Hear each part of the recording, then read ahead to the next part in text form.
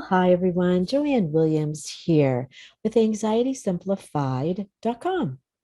Today we're going to share 3 steps to make better decisions with clarity and confidence. No need to second guess yourself anymore. Are you indecisive or have self-doubts or second guess yourself? Then this is for you. If you don't self-doubt that you can't do it,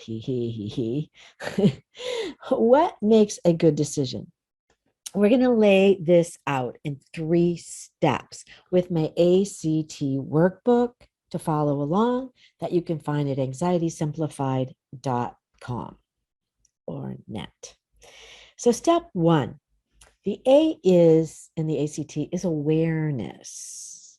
In using both sides of your brain, the logical and the emotional side, just like the geniuses of the world do, like Leonardo da Vinci, who was one of the most gifted artists probably ever, painting the Mona Lisa and using the right side to create with his imagination. And he invented the parachute and the helicopter 500 years ago using the logical side of his brain. And for fun, I guess he invented the whoopee cushion way back then. Step 2, what? So step 2 is like, how can you use both sides of your brain for the best decision making, which is the C, which is connecting the thoughts with the emotions, the left and the right side of the brain. So I'm going to go into more detail with that in a minute, but quickly, it is to use your thoughts about a decision with the emotional reaction together and assess what is the best choice at that moment before you move ahead. Then you're going to make the best decision without needing to second guess yourself, because once you start to trust your intuition or that emotional side, you'll know, no, I know for sure that this is the right decision. And then even if it isn't, it's not in stone. You can make a different choice down the road. But now you're using both sides of your brain, just like the geniuses do, to make the best decision with both sides. So step 3, and the T in the ACT, is train your brain to continue to do this over and over again after you have probably reinforced the opposite of this for years with self-doubt and fear. So hopefully you haven't said things like, you're such a loser, or I can't decide, I don't know what to do, or some other self-critical statements that are never going to get you to make a confident decision. So you might have to retrain that.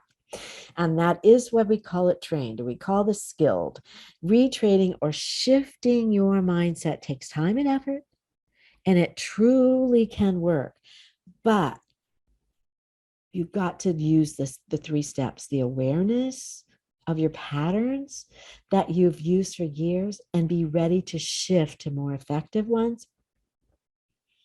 And now you're going to notice being aware of what you're thinking is really important. Most people don't even notice that they're keep thinking things, but they want to have these other things happen in their life, but they're focused on the negative. You'll never get there that way. Or sometimes it's even easier to notice your emotions, the fear of making the wrong decision enough to paralyze you so you never decide and keep doing the same avoidance over and over again, or hating your life and hating your job, but not knowing what to do. So we're going to use ACT to turn this around. Now, let's go into why emotions are the building blocks of life and so important. Because you don't want to push these away or avoid them or ignore your emotions. They are 1/3 of your decision-making equation. Remember? And the way it is, you're going to be aware of the thought and the feeling before you make the action or the decision. So remember, now your thoughts come first, then the emotion, relaxation, then the action you will take That is the constant process we use to make every decision. You may not have just broken it down, but that's what it is. And emotions are your emotional guidance system or your personal GPS to know if you should make this as a decision. It will inform you. You'll feel it. Your emotions are the doorway to your own intuition, to your own true desires, your true self from your heart. Sounds important, right? And they are.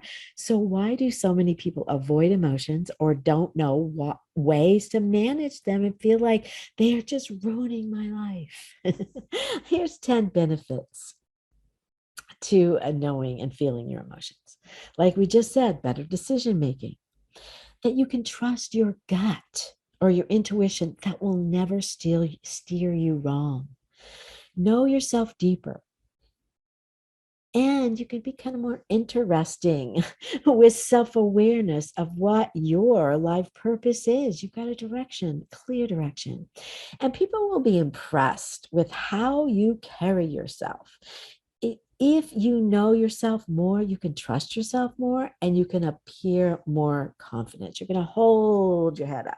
You're going to put your shoulders back. Your body language is 50% of communication. So carry yourself well.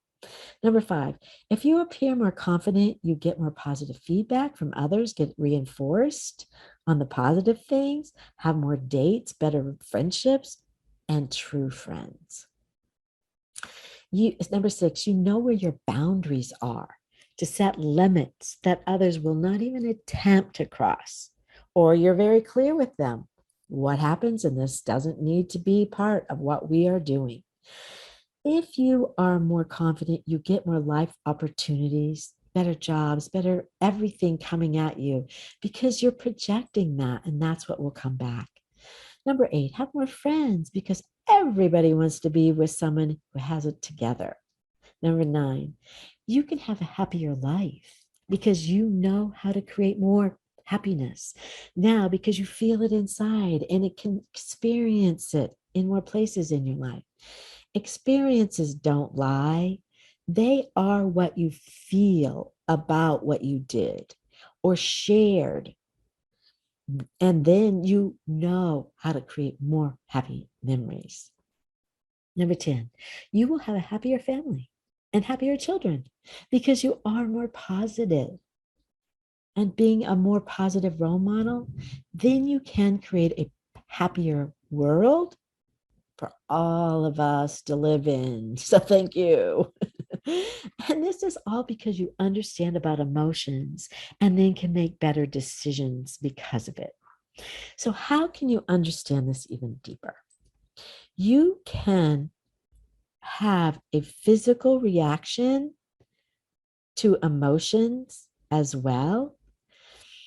And so, have you ever had a pit in your stomach before meeting somebody new or on a date or before a speech or before you really do anything new, new job?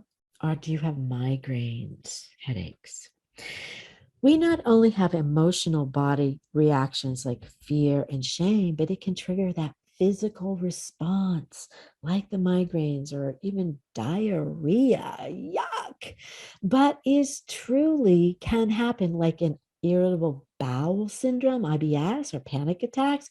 When you fear something so strongly, you can get hot, sweaty, short of breath, or even can feel like you're going to die in that moment if you try to move through that fear and do that.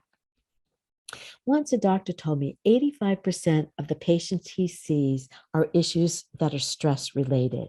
Is stress an emotional reaction to a situation? I say yes. So, would it be better to learn how to manage them instead of just letting your mind and body react with these physical reactions? I hope so. So, let's go a little bit deeper how to do this. You have different parts of your brain. We already said the logical and emotional, but there's also different parts within these two parts, left and right brain. Part of the emotional brain is one of the very first things to form that can be called the lower brain that forms at about 6 months old that has more primitive reactions to stimuli. This is the part where fear can get stuck. It's called the amygdala. And where the fight, flight, and freeze response for survival lives. And it can be that primitive about survival or keeping you safe. Your higher part of your brain, or the frontal cortex right here in the front of your brain, or they can call it your rational brain, isn't even started to form until age 12 to 25 to logically understand the world. Ever wonder why a male can't rent a car until 25 years old? That's why they're not logically or cognitively developed. So, if there are things that happen to you before age 12, before you can logically figure out things or make sense out of it, it feels like it is all happening emotionally. So, did some things happen to you emotionally before age 12? Being bullied in school? God forbid, physical, emotional, or sexual abuse? We've all had something happen, and this can leave those scars on that emotional brain, or feeling like we're a child trying to deal with this, or even helpless. And especially when you remember this scenario, it can trigger us even to feel that same startle or that response to, oh my gosh, I don't know what to do. And we can feel like a little tiny child trying to figure it out all out emotionally, mostly with fear, because we didn't have the cognitive ability to figure it out at the time. So it gets stored in that lower part of the brain. We sometimes call it subconscious too, as this is a dangerous situation to avoid. But as an adult, you can deal with it. I sometimes think about it as perspective. If you look up in the world, it looked like from a child's, it looks so big and daunting. How did they figure that out? Because you didn't know. But as you look down at it as an adult, you kind of go, oh, I can do that. I can figure that out. We just did not have the skills as a child. And now, as an adult, we've had all these experiences. We can do it differently. But that perspective can be stuck there from a child's view because no one has really taught us this or how to figure it out. That's why you have to pay for it with a counselor like me or with these kinds of shows or courses. So no wonder why 58% of the marriages fail. We just don't know how to do this stuff. Most of that is emotional. Or there is so much anxiety and depression. We need learned skills to manage them and make more informed choices and decisions. And now we can by retraining your brain with ACT.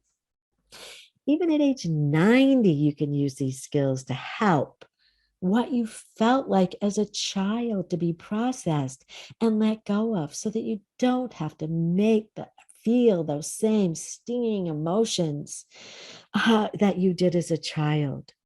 You can even wonder sometimes, how can a person at 70 years old or 60 or whatever still be making the same mistakes or still acting like a child? Really, they are, because it's an emotional place that they're kind of stuck in, or especially if there's substance abuse or some other kind of abuse. That's usually when emotionally you can get stuck at the age that this happened or where you started the substances. So that's why this is so important, to learn some new skills and learn to listen to your emotions as your internal guidance system.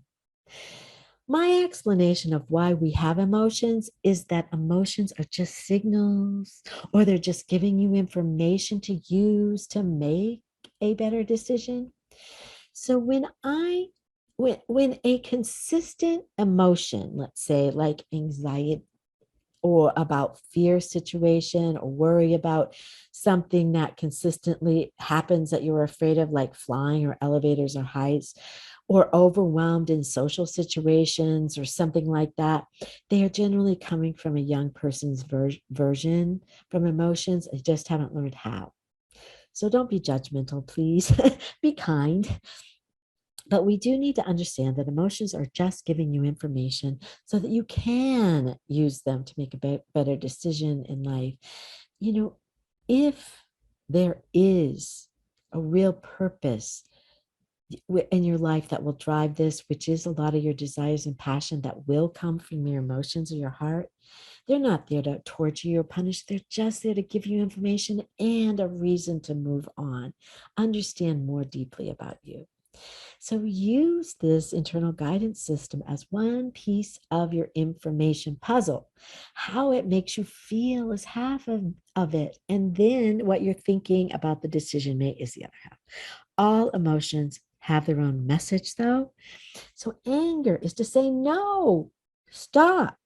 It's a boundary. Please don't do that again.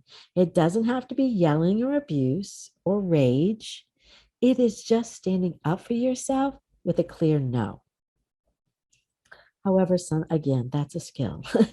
So it may need to be learned how to do that effectively so you're not feeling like you're hurting somebody's feelings. That is a misnomer. We can talk about another time, but you need to be clear where your boundary is to say no. Guilt is another one that I think gets very confused. Guilt is really if you've done something wrong. If you stick your hand in the cookie jar when it's dinner time and mom said, no, you're supposed to feel the twinge. Oh, I'm not supposed to do this. But as a lot of times this can be tricky because some religions or parenting, parents have parented with guilt to control. So I see guilt as having to ask the question, am I really doing something wrong against my morals? And I see it as a two-step approach. And ask again, did I really do something wrong against my morals and values? Or am I just punishing myself like my family did or religion did? And if so, then you need to say, stop, I did nothing wrong, and forgive yourself. That's a biggie, but you need to let go of it and say, no, I, did what I needed to do at the moment. I didn't know better, and let it go. We all make mistakes. But shame is even a deeper guilt that has gone into your character or being bad or worthless, that even alcoholism or drug abuse I can see is really trying to cover up shame.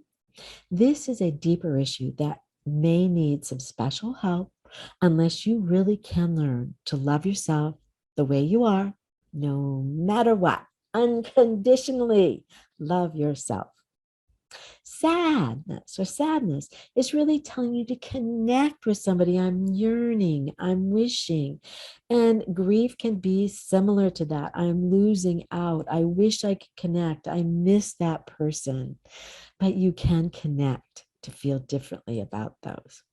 And we hardly talk about happy as a feeling as our natural state when we are aligned with our true purpose and doing what we need to do with happy thoughts and feelings. There's really four main emotions: happy, sad, mad, and scared. And keeping it simple, as I work with children sometimes about learning about emotions to become more aware of them, is a really kind of easy way to remember what am I feeling about: happy, sad, mad, scared, and help you to just know, okay, this is what I'm feeling. What was I thinking associated with it? If I change the thought, it can change the situation, or change the emotion. I can also change my thought about it. So you can go either direction to get a different direction to go in. You can also go to anxietysimplified.net for my free ACT method that will take you through the steps to focus your thoughts and emotion towards what it is that you do want more of in your life, to build the skills to manage these emotions, to help you get the direction of more of what your desires and purpose are. But some clients want to say to me, I just want to get rid of my emotions. I don't want these emotions. I don't like these emotions. They're ruining my life. Now think about it. That's like saying your GPS system in your car is ruining your drive. It doesn't make sense when you think of it like that. Emotions are the same. They're your guidance system, internal guidance system. So why would you ever want to get rid of them? They help you to know where you are, right now how you feel about this to help you know where you want to go to your next step in your decision making process or where you want to go in your life. So it's kind of important. So please become more aware of what you are thinking that creates the emotional reaction or response before you act or make a decision that can really change your life for the good or bad. If you recognize what you are thinking before a scary situation, like flying, going to social situations, or lots of public speaking is number one fear, you can feel that way and have anxiety and still do whatever it is you need to do. And that again is working through one of the doorways that are your emotions to get to what you want to do. And so that's what they call courage, really. Seeing it, being afraid and doing it anyways. Learning skills will help you absolutely do that much easier. But if you can reassure that emotional child part of your brain inside you and connect that logic with the reassurance, then you can calm down quicker and recognize that really I am actually causing this fear or anxiety with my constant thinking about the worst case scenario that the flight is going to have some engine trouble. I'm gonna die, or oh my God, those bridges are so high, I'm gonna fly, or whatever it is, the emotional thing that you're feeling, your thought is perpetuating it. So you can change it if you connect your thinking with your emotion to change the outcome. I have another course that I call Emotional Tension and Release ETR that really can shift these emotions with a breathing technique in minutes. It's really pretty magical on how you can shift some of these stuck emotions really easily. So you can look for that as well in the courses I do.